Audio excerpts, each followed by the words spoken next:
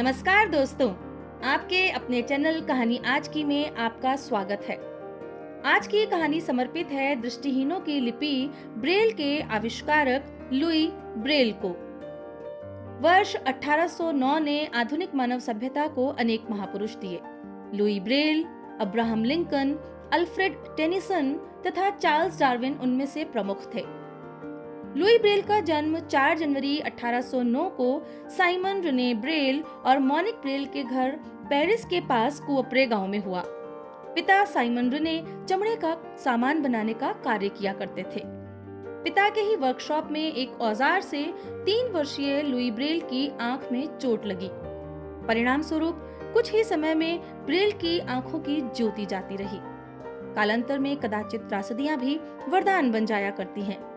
Louis Braille के जीवन की यह दुर्घटना आने वाले समय में करोड़ों दृष्टिहीनों के लिए वरदान साबित हुई।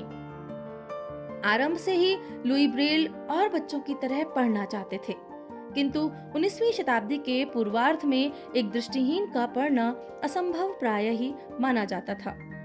फिर भी पढ़ने लिखने के प्रति लुई की लगन को सराहते हुए स्थानीय चर्च के फादर जॉक पेलाई ने उन्हें पढ़ाना शुरू किया। लुई की याददाश्त और गंभीरता से प्रभावित होकर फादर जॉक पेलाई ने स्थानीय विद्यालय में कार्यरत अध्यापक अंटोइन बेचर्ड से लुई को स्कूल में एडमिशन देने का अनुरोध किया। गांव के स्कूल में लुई ब्रेल सुनकर सब कुछ याद कर लिया करते थे, किंतु पढ़ लिख नहीं पाते। ऐसे में लुई के माता पिता ने निर्णय लिया कि उन्हें पेरिस स्थित royal institute for the blind youth में भेज दिया जाए। वर्ष 1784 में आरंभ हुआ यह संस्थान अपनी तरह का दुनिया का पहला संस्थान था। कालांतर में जिसका नाम national institute for the blind हो गया। उस समय दृष्टिहीन अक्षरों को उभार कर पढ़ा करते थे, जिससे पढ़ना एक दुष्कर कार्य था। किताबें बहुत बड़ी होती थीं। इस बात का अनुमान इस तथ्य से लगाया जा सकता है कि national institute for the blind की लाइब्रेरी में केवल 14 किताबें हुआ करती थीं। लुई ब्रेल को national institute for the blind में आए हुए लगभग 3 वर्ष हो चुके थे। उन्हीं दिनों फ्रांस की सेना के रिटायर्ड कैप्टन चार्ल्स बार्बियर वहां आए। बार्बियर ने फ्रेंच सैनिकों के लिए अंधेरे में संदेश भेजने और पढ़ने के लिए एक कोड विकसित किया था। मात्र 13 वर्ष की आयु में लुई ब्रेल ने 6 बिंदुओं पर आधारित लिपि पर काम करना शुरू किया।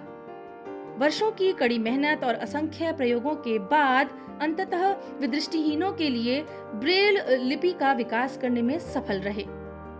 ब्रेल लिपि में लिखा गया पहला वाक्य था, my name is Louis Braille. 1834 में पेरिस में आयोजित एक प्रदर्शनी में उन्हें ब्रेल लिपि को सार्वजनिक रूप से प्रदर्शित करने का अवसर भी मिला, किंतु दुर्भाग्यवश 1840 में national institute for the blind के निदेशक डॉक्टर पायनियर को हटा दिया गया और नए निदेशक महोदय को ब्रेल लिपि नहीं सुहाई। उन्होंने ब्रेल के प्रयोग पर ही रोक लगा दी। 6 जनवरी 1852 को मात्र 43 वर्ष की आयु में उन्होंने दृष्टिहीनों को लिख और पढ़ सकने की भेंट देकर इस दुनिया से विदा ली। लुई ब्रेल के जीते जीतो ब्रेल लिपि को मान्यता नहीं मिली, किंतु उनकी मृत्यु के बाद वर्ष 1854 में फ्रांस में ब्रेल को मान्यता मिली तथा कालांतर में लुई ब्रेल के योगदान को पूरे विश्व में स्वीकार किया गया। काउप्रे में उनके घर को एक संग्रहालय का रूप दिया गया है। 1952 में उनके मॉर्टल रिमेन्स को फ्रांस के सर्वाधिक सम्मानित व्यक्तियों के साथ पैंथियन नामक कब्रिस्तान में स्थान दिया गया। तथापि स्थानीय लोगों की भावनाओं का सम्मान करते हुए उनके हाथों को काउप्रे के कब्रिस्तान में ही रहने दिया गया। वर्ष 2009 में लुई ब्रेल के जन्म के 200 वर्ष पूरे होने के अवसर पर भारत, इटली, बेल्जियम, अमेरिका आदि देशों ने लुई ब्रेल के सम्मान में सिक्के जारी किए तथा अंतर्राष्ट्रीय स्तर पर विश्व के लगभग सभी देशों ने उनके प्रति कृतज्ञता व्यक्त की। यह लुई ब्रेल की ही देन है कि आज दृष्टिहीन हर क्षेत्र में अपनी क्षमताओं का लोहा मनवा रहे हैं। उदाहरण के लिए श्री अश्वनी अग्रवाल पंजाब नेशनल बैंक में चीफ मैनेजर के पद पर कार्य कर रहे हैं। श्री अग्रवाल इस पद पर पहुंचने वाले पहले दृष्टिहीनों में से हैं। इसी तरह श्रीमती सुधा पटेल दृष्टिहीन महिला होने के बावजूद न केवल सरपंच बनी, बल्कि आज स्वयं का व्यवसाय भी सफलतापूर्वक चला रही हैं। टेक्नोलॉजी के विकास ने दृष्टिहीनों को आत्मनिर्भर बनाने में सक्रिय योगदान दिया।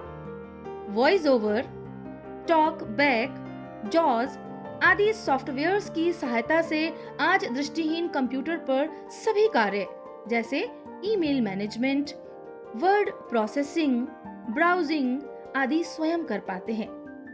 इंडियन बैंक में सीनियर मैनेजर के पद पर कार्यरत मोहम्मद परवेज न केवल अपना बैंक संबंधी कार्य सफलतापूर्वक कर रहे हैं, बल्कि अपनी रोजमर्रा के कार्य भी कुशलता से करते हैं।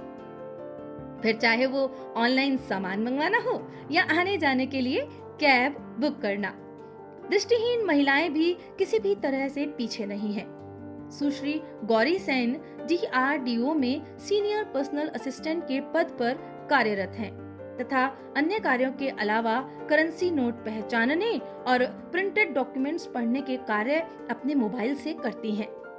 आपने देखा दोस्तों कि एक महामानव के भागीरथ प्रयास ने कैसे करोड़ों दृष्टिहीनों का जीवन बदल दिया। ये थी कहानी ब्रेल लिपि के आविष्कारक लुई ब्रेल की।